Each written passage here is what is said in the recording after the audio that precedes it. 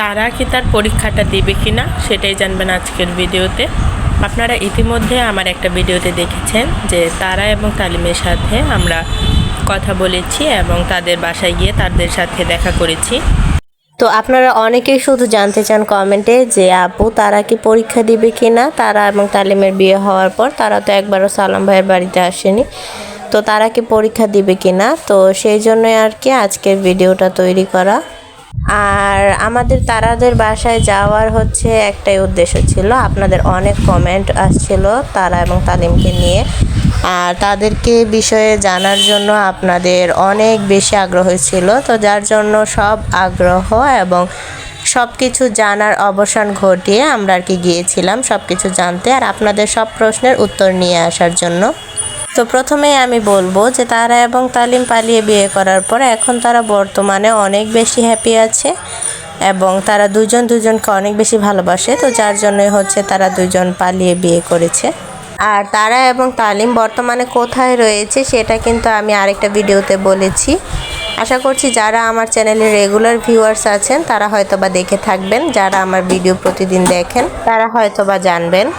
তো এই বিষয়ে ওনারা বলেছে যে যেহেতু এখন তাদের মাত্র বিয়ে হয়েছে আর তারা এখন হচ্ছে গোছগাছ করে উঠতে পারেনি, আর পরীক্ষাটা দিবে কিনা এটা এখনও শিওর হতে পারছে না, কারণ এখানে তালিমের ফ্যামিলিরও মন্তব্য রয়েছে, কিন্তু তালিমের ফ্যামিলি থেকে এখনও তাদেরকে মেনে নেয়নি। তো যেহেতু এখানে তাদেরও একটা বক্তব্য রয়েছে এবং তাদেরও একটা সম্মতির ব্যাপার রয়েছে, আর সেজন্যই এখন হচ্ছে তারা পরীক্ষাটা দিবে কিনা সেটা এখনও শিওর হচ্ছে না।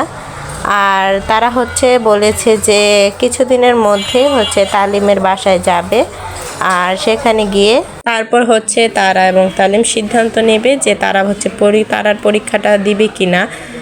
তো আমার মনে হয় যে এখন হচ্ছে পড়ালেখা, যেহেতু বিয়েটা হয়ে গিয়েছে তো পড়ালেখা সব কিছু থেকে মনে হয় তাদের সংসারটা ঠিকঠাক মতো গুছিয়ে নেওয়া ভালো, কারণ এখন যেহেতু তারা বিয়ে হয়ে গিয়েছে তো এখন হচ্ছে সংসারটা ঠিকঠাক মতো গুছিয়ে নিয়ে তাদের দুইজনের পাশে দুইজনের থাকা উচিত। আর তারা কিন্তু এখন আপনারা হয়তো বা বললে বিশ্বাস করবেন না, অনেক বেশি সংসারী হয়ে গিয়েছে, সংসারিক মেয়ে। তো তারা এমনিতেই সব কাজকর্ম আগে থেকে করতো, কারণ যেহেতু তারা সালাম ভাইয়ের বাসায় থাকতো এবং সালাম ভাইয়ের ওয়াইফের মানে শম্পাপুর একজন সাইড সহকারী হিসেবেও বলতে পারেন তারাকে। তো সেহেতু তারা সব কাজকর্মই পারে এবং মানে অনেক বেশি সাংসারিক হয়ে গিয়েছে। আর এই যে এখানে আপনারা যে ভিডিও ফুটেজটা দেখছেন সেটা হচ্ছে এখানে আমি হচ্ছে গ্রামে গিয়েছিলাম, তো সেখান থেকে হচ্ছে টাটকা সব শাকসবজি নিয়ে এসেছি। গ্রামের শাকসবজিগুলো কিন্তু অনেক বেশি ফরমালিন মুক্ত এবং অনেক বেশি টাটকা হয়ে থাকে, তো সেখান থেকেই নিয়ে আসে এগুলো, যার কারণে আপনাদের সাথে শেয়ার করা। তো ভিউয়ার্স, যদি আজকের ভিডিওটা ভালো লেগে থাকে, আর এখানে আপনারা যেই সিমটা দেখতে পাচ্ছেন এটা হয়তো আপনারা বুঝেই থাকবেন যে এটা হচ্ছে গাছ থেকে তোলা একেবারে টাটকা সিম।